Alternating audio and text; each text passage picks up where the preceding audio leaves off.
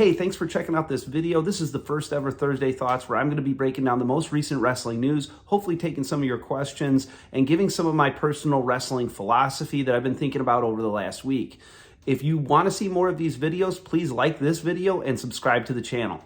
So last week they just finished up the U.S. World Team Trials. They had, I believe, I don't know how many women's weights competed, probably like 5 or 6. All the Greco weights were competing and 3 of the men's freestyle weights were competing.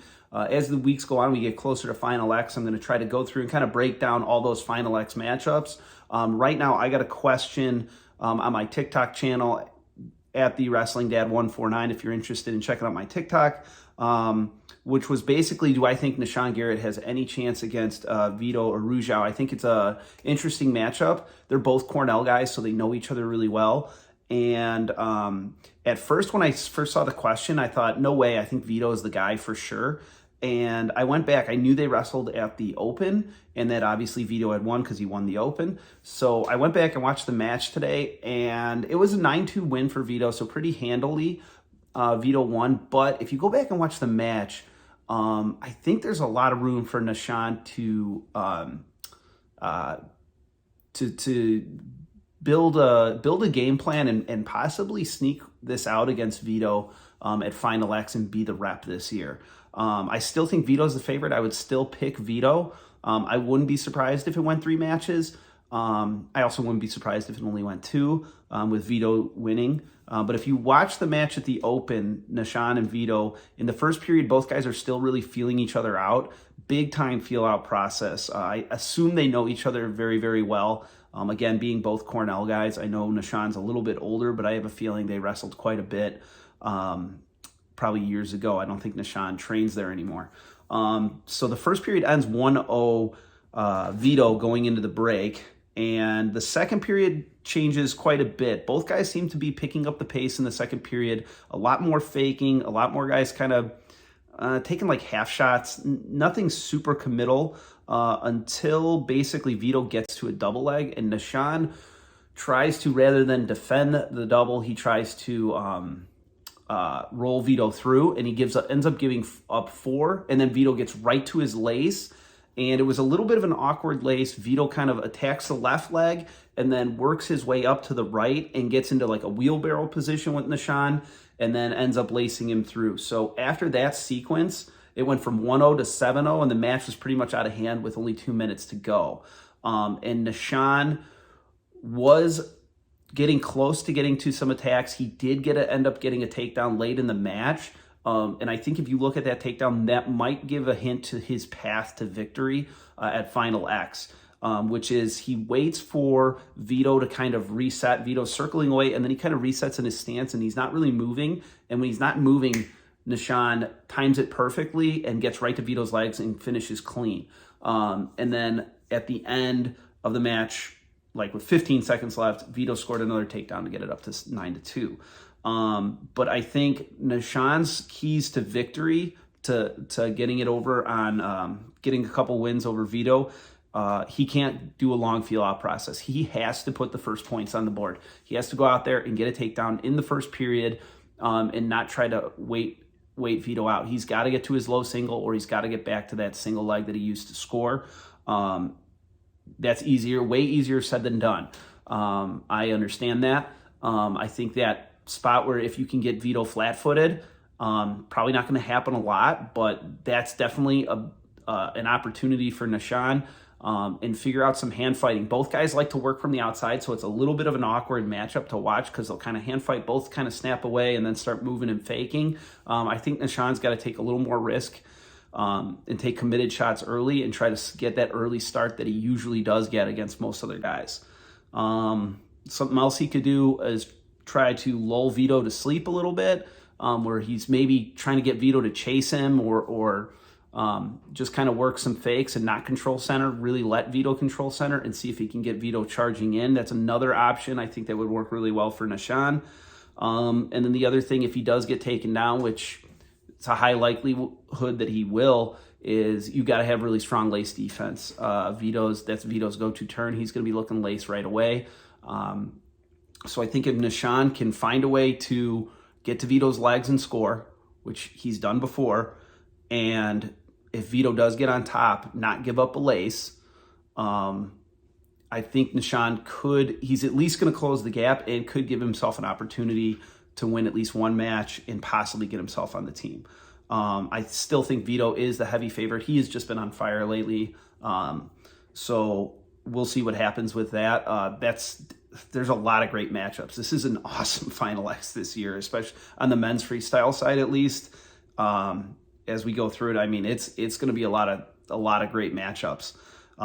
So if you're able to get out to New Jersey June 10th, I would try to see that live.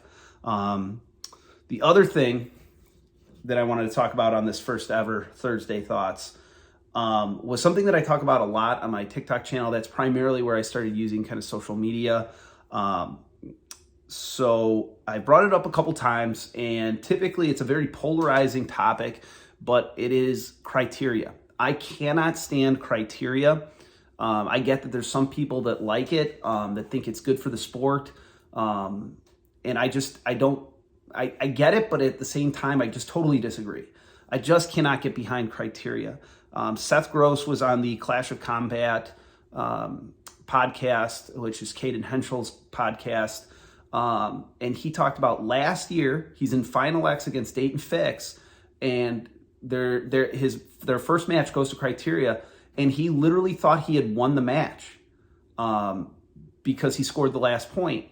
And it wasn't till, I can't remember if he said it was after as the match was wrapping up, or there was only a few seconds left, and he realized he had lost because he had gotten a caution earlier in the match.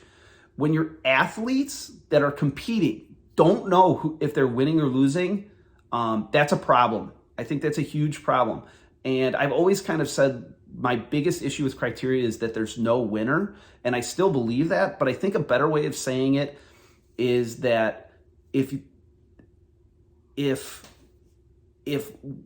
as a wrestler, a coach, a referee, that we don't know who's winning the match, is there really a winner? If you're not putting those points on the board, is there really a winner? Because the point of the competition is for someone to prove that they are better than the other person, or the team is better than the other team. And with criteria, we're not really getting that. Are we getting a more exciting product? Maybe. In some instances, there's some great scrambles at the end of matches because of criteria. But if the match ends in criteria, we really don't know who's better. One guy moves on, or one person moves on, but were they really better? Because that's the whole point. We're trying to figure out who is the best. Who's the best today? Who's the best right now in these 6 minutes? Who is the best? And I think when a match ends in criteria, we don't really get that. I don't know who's better. Every sport, every competition has some sort of overtime period, overtime rules. And in folk style wrestling, we still have that. And I think in freestyle wrestling, we should have that. I think in Greco, we should have that. But we don't right now. And it just drives me nuts. It drives me nuts that we have a tie and people say, oh, it's going to help the sport. It's going to grow the sport. I don't think it will help grow the sport because people who don't watch wrestling, it's not like a basketball game. Hey, when the ball goes in the net, that means the team scored. If you're watching a wrestling match, nobody knows, unless they know wrestling, when a takedown has occurred, when a near fall has occurred, who's scoring those near, especially in freestyle. Who gets points? Because a lot of times both guys roll across their back. So I don't think that having a rule where, hey, it's a tie, but this guy won because he scored last or he scored the biggest point or whatever, helps it to grow wrestling. I think it does make it more exciting. It can make matches more exciting, but the problem is there's no winner. We don't know who's better.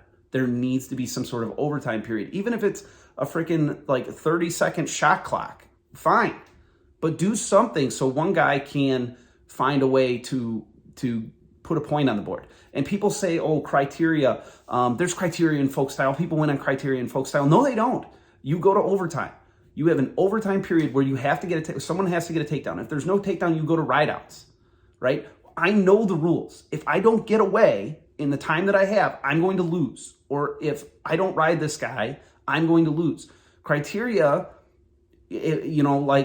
I don't know what's going on. I don't always know. There was another match, I think it was at the US Open. I can't remember if it was semis or finals or what was going on, but I know that Bader was on the call from Flo, and he was trying to amp up like, wow, who's going to win this match? Who's winning? We don't even know.